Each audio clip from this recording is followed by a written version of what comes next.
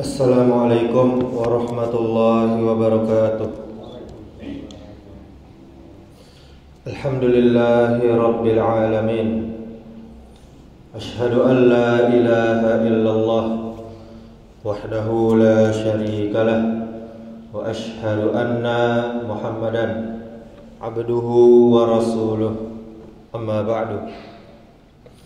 Segala puja dan puji hanya milik Allah Subhanahu wa ta'ala. Kita bersyukur kepadanya. Kemudian salawat beserta salam semoga selalu tercurahkan untuk junjungan kita Nabi besar Muhammad sallallahu alaihi wasallam beserta keluarganya, beserta para sahabat, dan juga beserta orang-orang mukmin yang mengikuti sunnah-sunnahnya. Bapak Ibu kaum muslimin, kaum muslimat, jamaah salat zuhur yang dimuliakan Allah Subhanahu wa ta'ala. Salah satu penyakit hati yang sangat berbahaya, bahkan paling berbahaya dibanding penyakit hati yang lain adalah takabbur, kesombongan. Penyakit ini tidak hanya diidap oleh iblis dan pelaku dosa, tapi juga menimpa orang-orang Islam. Penyakit kesombongan ini mendatangkan dampak efek yang sangat buruk. Di dalam sebuah hadis dari Ibnu Mas'ud radhiyallahu anhu, Rasulullah sallallahu alaihi wasallam bersabda, la yadkhulul jannata man kana fi qalbihi misqalu dzarratin min kibrin. Qala rajulun innar rajula yuhibbu an yakuna thawbuhu hasanan wa na'luhu hasanatan. Qala innallaha jamilun wa yuhibbul jamalal kibru batarul haqqi wa ghamtun nas. Tidak akan masuk surga seseorang yang di dalam hatinya terdapat kesombongan walau sebesar zarrah. Ada seorang sahabat yang bertanya, bagaimana dengan seorang yang suka memakai baju dan sandal yang bagus? Beliau menjawab, sesungguhnya Allah itu indah dan suka dengan keindahan. Sombong adalah menolak kebenaran dan meremehkan orang lain. Rawahul Muslim, nomor hadis 91. Jamaah yang dirahmati Allah Subhanahu wa ta'ala, kesombongan akan menghalangi seseorang siapa saja untuk masuk ke dalam surga, meskipun kesombongan tersebut hanya sebesar zarrah. Zarrah di dalam bahasa Arab diartikan menjadi beberapa makna. Di antara makna zarrah adalah semut yang paling kecil. Kira-kira seberat apa semut kecil itu kalau diletakkan di atas timbangan? Kemudian makna zarrah yang lain adalah jika seseorang memukulkan tangannya ke tanah yang berdebu, lalu dia tepukkan kedua tangannya yang berdebu itu. Setelah itu dia lihat masih ada sisa butiran-butiran debu pada kedua tangannya. Satu butir debu itulah yang dimaksud dengan zarrah. Kemudian makna yang lainnya dari zarrah yaitu misalnya seseorang membuka jendela rumahnya yang dimasuki sinar matahari, maka ia akan melihat ada partikel-partikel kecil yang berterbangan. Itulah diantara makna zarrah. Kita bayangkan Bapak Ibu jamaah yang dirahmati Allah, jika seseorang memiliki kesombongan sekecil itu saja, hal ini bisa menghalangi dia untuk masuk ke dalam surga. Apalagi kalau sebesar batu kesombongannya. Apalagi kalau dadanya penuh dengan kesombongan. Kita harus ingat, sewaktu ditanya tentang makna kesombongan, Nabi kita, suri tauladan kita, Muhammad sallallahu alaihi wasallam menjelaskan bahwa kesombongan itu terekspresikan dengan dua bentuk.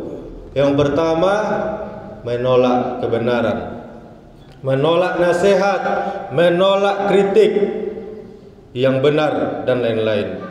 Dan yang kedua, meremehkan orang lain.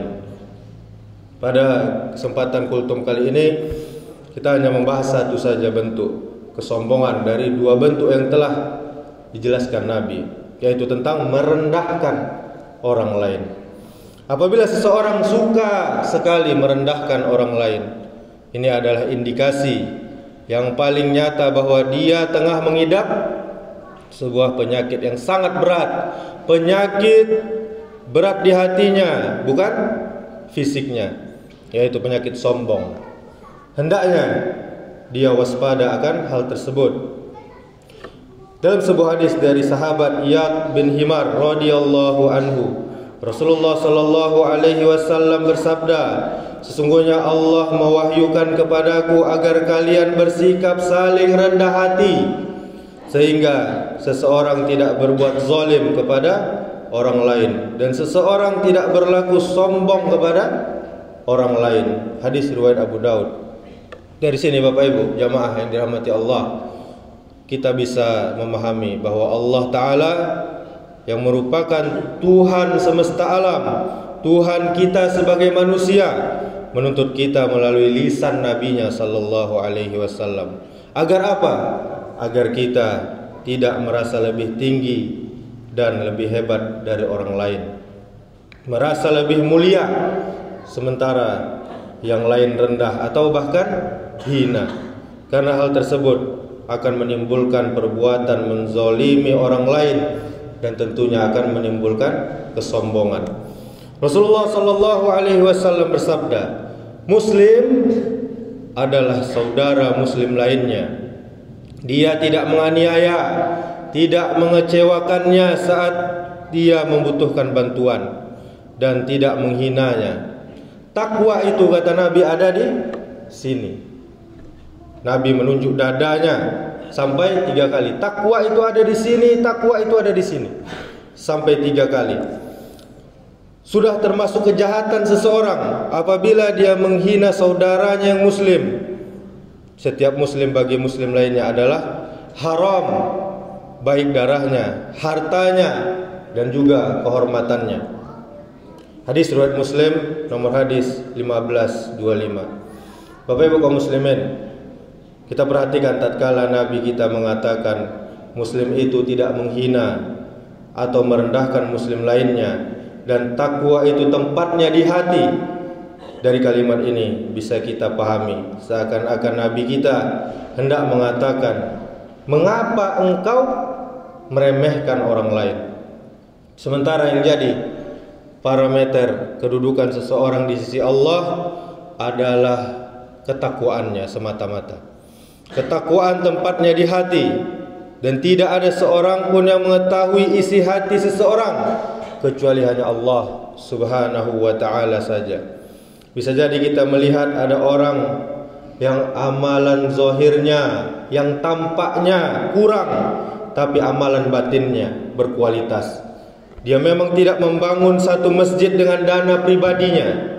Dia tidak bersedekah kepada ratusan orang dengan dokumentasi kamera.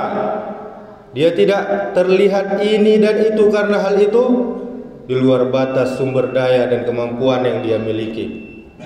Tapi hatinya takut kepada Allah Subhanahu wa ta'ala. Hatinya ikhlas karena Allah Subhanahu wa ta'ala. Amalan hati tidak bisa dilihat dan juga tidak bisa diukur. Padahal amalan hati inilah yang menjadi parameter kedudukan seseorang. Kaum muslimin jamaah yang dirahmati Allah Subhanahu wa ta'ala. Allah Subhanahu wa ta'ala berfirman, Inna akramakum indallahi atqakum. Sesungguhnya orang yang paling mulia di antara kamu di sisi Allah adalah orang yang paling takwa di antara kamu. Demikianlah, semoga bermanfaat. Subhanakallahumma wa bihamdika asyhadu an la ilaha illa anta astaghfiruka wa atubu ilaik. Wassalamualaikum warahmatullahi wabarakatuh.